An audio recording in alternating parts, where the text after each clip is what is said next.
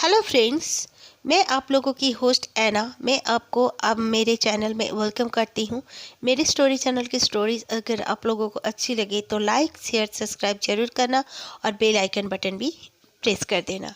आज की जो स्टोरी सेंडर है इनका नाम है उदित। मैं आप लोगों के साथ मेरे शॉप का एक स्टोरी शेयर करना चाहता हूँ। एक बार की बात है, मैंने एक शॉप लिया था किराए पे। वहाँ पर मैं कुछ ग्रोसरी शॉप अपना ओपन करने वाला था, तो मैंने कर दिया। शॉप होने के मैं वहाँ पे करीब करीब पूरा 5 लाख का माल भी अंदर डाल दिया कि सेल करने के लिए। तो एक दिन अचानक मैंने देखा कि एक बहुत ही मोटी बड़ी सी छिपकली हमारे जो शॉप में बहुत परेशान करती है। मैं वहाँ रहता था और फिर मेरे साथ एक छोटा सा, ज़्यादा छोटा भी नहीं, 18-19 साल का एक लड़का मेरे साथ, वो मेरा हेल्पर हुआ करता था। तो मैं वो छिपकली को रोज़ आए दिन देखता था। वो काफ़ी परेशान करता था, कभी नीचे उतर जाता, कभी फिर से दौड़ के एकदम चले जाता दीवार पे। एक दिन मैं गुस्सा हो गया और मैं उसे मार दिया। कई बार मैं मारने की कोशिश किया था लेकिन मार नहीं पाता था, मैंने उसे मार दिया। उसके बाद से मेरे शॉप में कुछ पैरानॉर्मल एक्टिविटी होना शुरू हो गया। मैं वहाँ पर खड़ा हूँ, मेरा चेयर अपने आप पीछे सरक जाता, तो कभी मेरा चेयर लेफ़्ट राइट होके सरक जाता। मैं उसे इतना भी केयर नहीं करता था, मैं इग्नोर कर देता था। फिर इसी तरह वो जो लड़का था वो भी बोलने लगा। एक पीछे तरफ गोडाउन जैसा भी बना हुआ था जहाँ ज़्यादा माल रखे होते थे। वहाँ पर लड़का जाता तो देखता एक काली बिल्ली बैठी हुई है, बहुत बड़ी बड़ी आंखें करके, और म्याऊं म्याऊं करती थी। मैं जाता तो बिल्ली का नामो निशान नहीं था, और वो गोडाउन के आगे पीछे कहीं भी कोई दीवार में कोई भी मतलब विंडो वगैरह नहीं थे। बस जाना होता था तो मेरे शॉप से ही गुजर के बिल्ली जाती, लेकिन ऐसा कभी कुछ नहीं होता था। फिर धीरे धीरे मेरे सामान गायब होने लगे। मैं पैसा रखता था, ज़्यादा से ज़्यादा मेरी सारे दिन से रात का जो पैसा आ जाता था मैंने हिसाब करके अपने काउंटर में रखता, तो वहाँ पर कंटिन्यू 3 से 4 दिन गायब होने लगे। फिर मैं सोच में पड़ गया। जो लड़का मेरे साथ था मैंने उसे पूछा, लेकिन वो लड़का मेरे से पहले निकल जाया करता था, क्योंकि वो थोड़ा गांव साइड में रहता था। वो गांव से आना जाना करता था इस साइकिल में, तो इसीलिए वो लड़का पहले निकल जाया करता। फिर एक दिन मैंने सोचा रुको मैं देखता हूँ कि मैं अभी पैसा रख के आया हूँ। मैंने बंद कर दिया पूरी तरह, अपना शटर वटर गिर नीचे करके मैंने पूरा क्लोज कर दिया दुकान को। उसके बाद मैं अपने घर जाऊँगा सोचा। फिर मेरे दिल में क्या हुआ कि 3 दिन से मेरे पैसे गायब हो रहे हैं। मैं थोड़ा अंदर जाके देखता हूँ। अंदर जाके मैंने काउंटर ओपन करके देखा तो वाकई में वहाँ पे पैसे गायब थे, जबकि मैंने ही गिनती करके रखे थे। तब वो लड़का भी शॉप में नहीं था, वो जा चुका था। फिर मुझे कुछ गड़बड़ समझ में आई। मैंने एक बाबा जी को बुलाया और उनसे बहुत रिक्वेस्ट की कि मेरे शॉप को थोड़ा सा आप देख कर जाओ, यहाँ से मैं कुछ नहीं बोल सकता। तो बाबा जी आए। आने के बाद उन्होंने शॉप देखा और फिर अंदर जाके भी देखा। फिर उन्होंने कहा कि यहाँ पर ऐसा कोई चीज़ है, पहले से तुम ये शॉप देने से पहले से यहाँ पर कुछ ऐसी चीज़ें हैं जो यहाँ पे रहते हैं, और उनका ही एक छोटा सा बच्चा छिपकली बन के घूम रहा था, तुमने उसे मार दिया है, इसीलिए वो लोग नाराज़ हो गए हैं। जितना जल्दी हो सके तुम ये शॉप छोड़ दो। फिर मैंने वो शॉप छोड़ दिया। उसके बाद इस तरह प्रॉब्लम होना भी मेरे साथ बंद हो गया। ये सेकंड स्टोरी है आयशा की। आयशा बताती हैं कि एक बार की बात है, उनकी छोटी बहन एक दिन शाम के समय में उनके पेरेंट्स जो थे किसी के शादी में गए हुए थे। वो अपनी छोटी बहन और अपने छोटे भाई के साथ ये तीनों घर में थे। ये लोग गए नहीं थे, उसके मम्मी पापा बाइक में चले गए थे।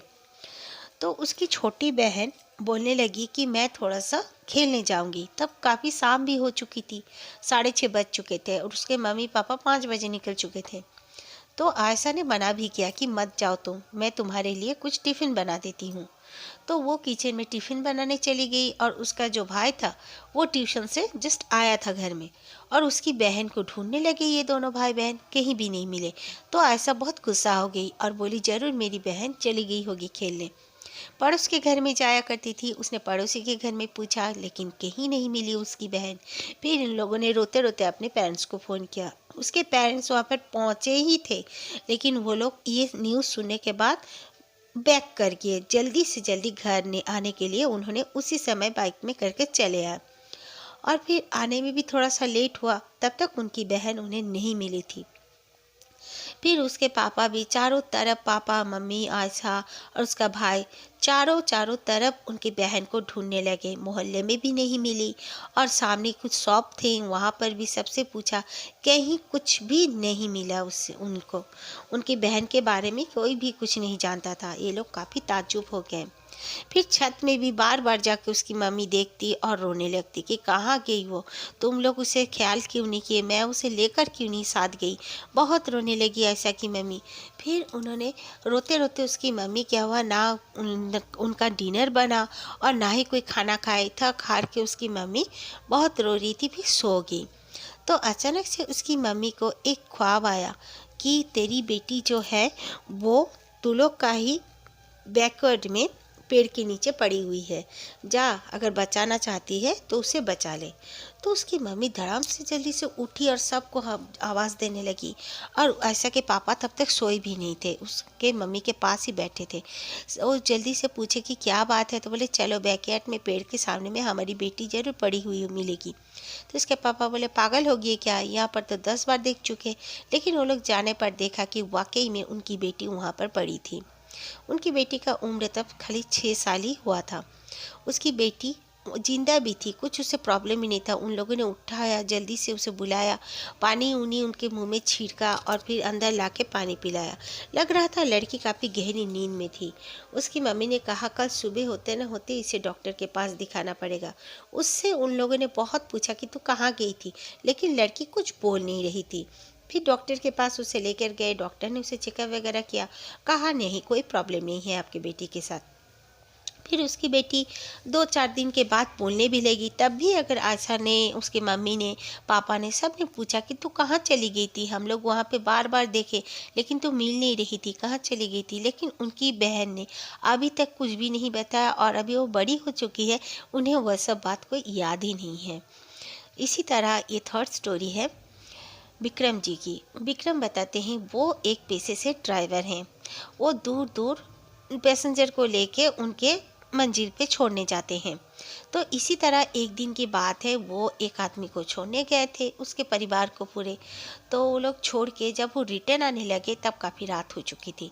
तो रात हो चुकी थी, उन्होंने देखा कि एक आदमी खड़ा था, मोबाइल वोबाइल लेके खड़ा था, मोबाइल में किसी से बात भी कर रहा था। उसने हाथ दिखाया तो विक्रम खड़े नहीं हुए। वो उन्होंने सोचा कि रात के 1-1:30 बज रहे हैं, मैं यहाँ पर अनजान जगह में मैं इस तरह स्टैंड नहीं होऊंगा, बोल के वो अपने भाई गाड़ी लेके आगे की तरफ चले आए। थोड़ी आगे में आते आते देखते हैं कि 3 आदमी खड़े हैं, यानी सॉरी 3 लोग खड़े हैं, उसमें से 2 लड़कियां हैं और एक आदमी खड़ा है। उन्हें देख के लग रहा था कि वही आदमी है जो पहले उन्हें हाथ की इशारे से रोकने के लिए कहा था।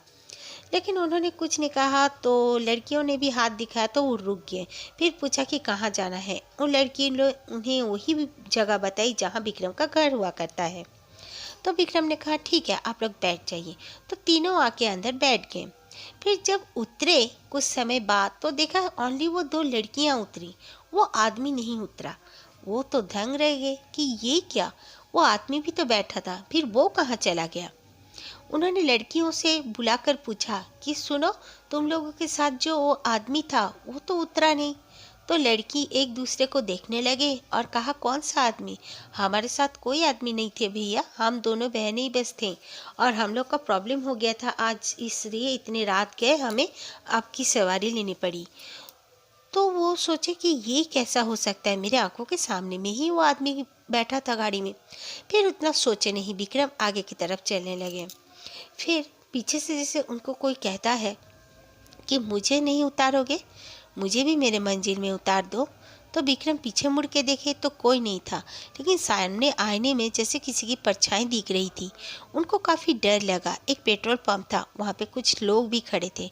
वो जल्दी से वहाँ पर गए और कहा कि पेट्रोल डाल दो। और उन्हें काफ़ी खौफ आ रहा था, काफ़ी डर लग रहा था।